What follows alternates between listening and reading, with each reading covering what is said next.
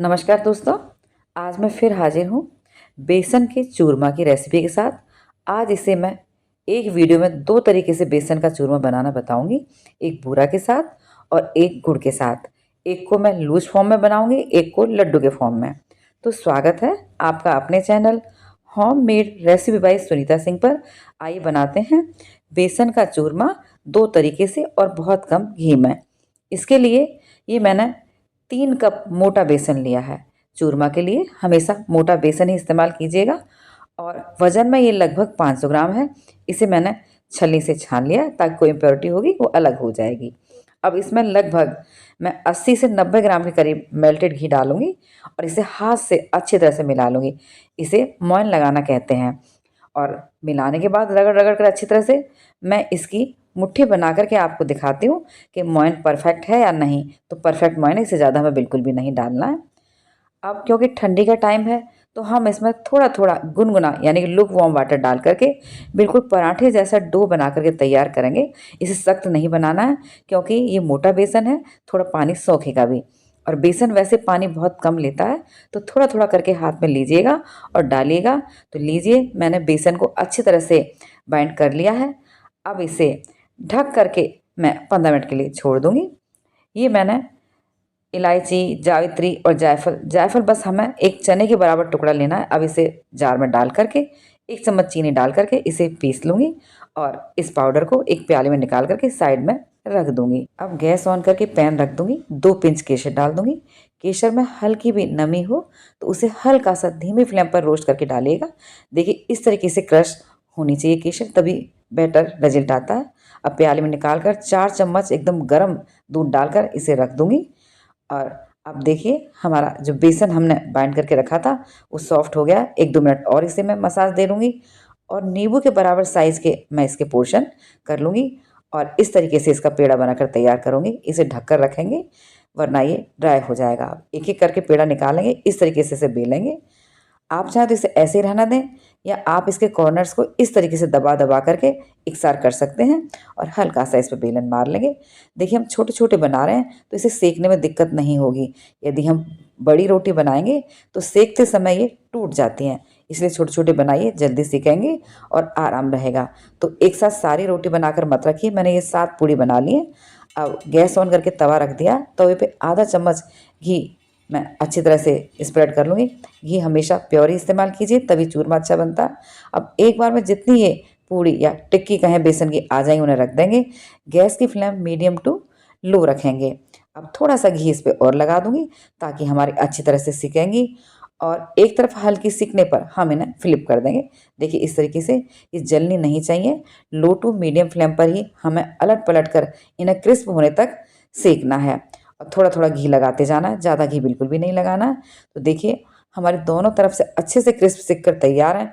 अच्छी इनमें खुशबू आ रही है। अब हम इन्हें एक एक करके सभी टिक्कियों को बाहर निकाल लेंगे। इसी तरीके से हम सभी टिक्कियाँ बनाकर तैयार कर लेंगे और हल्का ठंडा करके इन्हें अच्छी तरह से तोड़ लेंगे, क्योंकि पीसने से पहले इनका ठंडा होना बहुत ज़रूरी है। ठंडा होने पर हम मिक्सी का जार लेंगे और जार को एक बार में हम आधे से ज़्यादा बिल्कुल भी नहीं भरेंगे। आधा भर के लिड लगाकर पल्स मोड पर इसे एकदम बारीक पीस लेंगे। अब आपके घर में कोई मोटी छलनी हो जिससे चावल वगैरह छानते हैं वो लीजिएगा और इसे छान लीजिएगा। जो भी इसमें बड़े बड़े चंक्स होंगे वो ऊपर रह जाएंगे, क्योंकि हमें चूरमा में वो नहीं डालने। इसे अब दूसरा बैच पीसेंगे उसमें डाल लेंगे। तो मैंने दूसरा बैच भी पीस लिया है। इसे भी छलनी से अच्छी तरह से छान लेंगे और ये मोटे मोटे चंक्स बचे हैं इन्हें हम अलग कर लेंगे, किसी सब्जी या दाल में डाल करके इसके यूज कर लेंगे। तो देखिए, अच्छी तरह से हमने एक सार चूरमा तैयार कर लिया, बड़ा दानेदार है। अब हम गैस ऑन करके कढ़ाई रख देंगे, उसमें 2 चम्मच घी डाल देंगे, प्योर घी। इसे मेल्ट होने देंगे। वैसे तो चूरमा अच्छी तरह से सिक के तैयार हुआ है, लेकिन कहीं थोड़ा सा कच्चापन ना रह जाए, उसके लिए अब इस चूरमे को हम कढ़ाई में डाल देंगे और लो टू मीडियम फ्लेम पर लगातार चलाते हुए 3 से 4 मिनट इसे हम अच्छे से भून लेंगे। ये मुझे काफ़ी बिखरा हुआ लग रहा है तो मैं इसमें 1 चम्मच घी और डाल दूँगी। इसे भी अच्छी तरह से मिला करके सेक लूँगी। अब मैं आपको दिखाती हूँ इसका टेक्सचर। देखिए, एकदम मिला मिला है, एकदम भुरभुरा नहीं है। इसका मतलब ये भुन करके तैयार है। अब इसे हम किसी बड़े बर्तन में निकाल लेंगे ताकि उसमें ये ठंडा हो सके। तो मैंने परात में निकाल लिया है। अब हमें 2 तरीके का चूरमा बनाना है।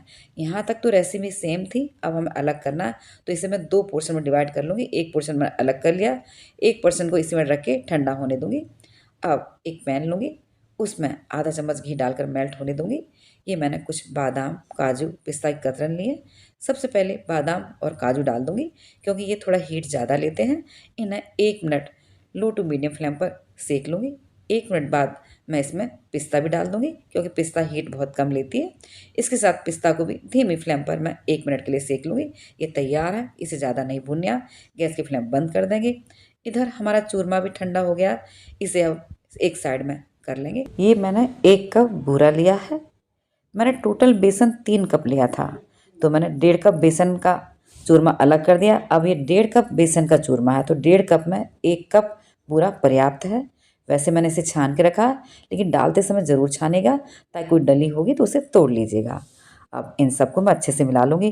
फिर एक बार मैं कहूँगी, जब भी आप मीठा मिलाएं चूरमा में, तो चूरमा का ठंडा होना बहुत ज़रूरी है, वरना चूरमा ख़राब हो जाएगा। अब फ्राई किए हुए काजू, बादाम, पिस्ता की कतरन है, उनमें से आधा डालकर मिला दूँगी। इसी समय मैं जावित्री, जायफल और इलायची का पाउडर है, वो भी आधा डाल दूँगी, आधा दूसरा चूरमे के लिए रख लूँगी। इसे मिला लूँगी। अब आप चाहें तो इसे ऐसे भी खा सकते हैं, लेकिन इसके टेस्ट को इन्हेंस करने के लिए मैं 3 चम्मच मेल्टेड घी डाल करके इसे अच्छी तरह से मिला लूँगी। इसे हाथ से मिलाइएगा, ताकि घी, चूरमा, बूरा अच्छे से एक साथ हो जाए। देखिए, चूरमा एक ऐसी रेसिपी है, इसमें आप घी कितना भी डाल सकते हैं, लेकिन ये पर्याप्त है। अब इसे मैं सर्विंग बाउल में निकाल लूँगी और काजू, बादाम, पिस्ता की कतरन से इसे गार्निश करेंगे। तो लीजिए, हमारा बूरे वाला लूज चूरमा तैयार है। अब जो आधा चूरमा बचा था, उसमें मैं काजू, बादाम, पिस्ता डाल दूँगी। जावित्री, जायफल, इलायची का पाउडर डालकर इसे भी अच्छी तरह से मिला लूँगी। अब पैन रख दूँगी गैस ऑन करके, उसमें मैं 1 कप ये जैगरी पाउडर है। आपके पास जैगरी पाउडर नहीं है, तो आप गुड़ को ग्रेट करके डाल सकते हैं। 4 चम्मच पानी डाल दूँगी और धीमी फ्लेम पर इसे मेल्ट होने दूँगी। इसी समय जो मैंने केसर भिगो के रखी थी, उसे भी डाल दूँगी। और इसकी कोई हमें चाशनी नहीं बनानी है, बस इसमें कोई डली नहीं रहनी चाहिए। तो देखिए, ये अच्छे से घुल गया। अब मैं इसमें 1 टेबल स्पून घी डाल दूँगी। ये टोटली ऑप्शनल है, डालने से टेस्ट बढ़ जाता है। अब इसे गरम-गरम कोई हम चूरमा में डाल देंगे, क्योंकि ये बहुत गर्म है। तो अभी हम इसे चम्मच से मिलाएंगे। चम्मच से मिलाने के बाद जब ये हाथ लगाने लायक हो जाए, तो हम इसे हाथ से अच्छी तरह से मिलाएंगे, क्योंकि इसे हमें चूरमा के लड्डू बनाना है। तो इसे कम्प्लीटली हमें ठंडा नहीं करना है, बस अच्छे से मिला लें। जब ये गर्म हो, तभी जितना बड़ा लड्डू बनाना है उतना पोर्शन हाथ में लीजिएगा और उंगली अंगूठे से दबाते हुए लड्डू बनाकर तैयार कीजिएगा। देखिए, इस तरीके से तो मैंने सभी लड्डू बनाकर तैयार कर लिए हैं। तो अब आपकी इच्छा है, चाहे आप बूरे वाला लूज चूरमा बनाइएगा या आप गुड़ वाले लड्डू बनाइएगा चूरमा के। दोनों ही अपने आप में बहुत टेस्टी लगते हैं। इन्हें बिना फ्रिज में स्टोर किए आप बाहर रख के भी 8 से 10 दिन तक खा सकते हैं, और यदि आप फ्रिज में स्टोर करेंगे तो आप इसे महीनों खा सकते हैं। निकालिएगा और माइक्रोवेव में हल्का सा गर्म कीजिएगा और खाने का आनंद उठाइएगा। मैंने अभी एक लेटेस्ट वीडियो बनाई है, जिसमें मैंने मावे के साथ बेसन का चूरमा बनाकर तैयार किया है। आप उसे भी विजिट कर सकते हैं और बना सकते हैं, और मुझे बताएं ज़रूर आपको मेरी रेसिपीज़ कैसी लगती हैं। यदि आपको मेरी रेसिपीज़ अच्छी लगती हैं तो प्लीज़ लाइक, कमेंट, शेयर और सब्सक्राइब कीजिएगा। बेल आइकन प्रेस कर दीजिएगा, ताकि मेरी आने वाली सभी नई रेसिपीज़ के नोटिफिकेशन सबसे पहले आप तक पहुँचे।